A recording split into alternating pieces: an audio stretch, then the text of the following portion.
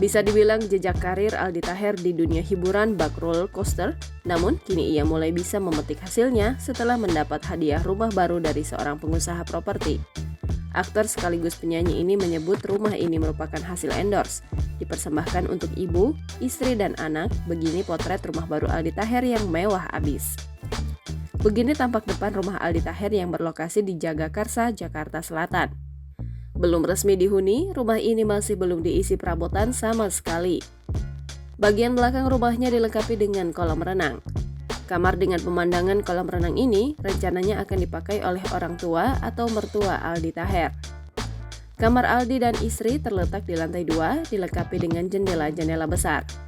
Kamar mandi di kamarnya pun terlihat mewah dengan full keramik di dindingnya. Kamar ini juga dilengkapi balkon dengan pemandangan rumah-rumah sekitar.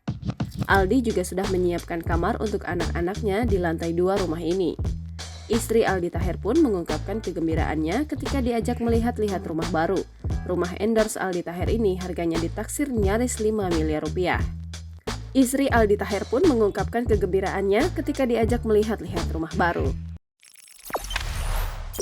Jangan lupa subscribe, share, komen, dan like ya!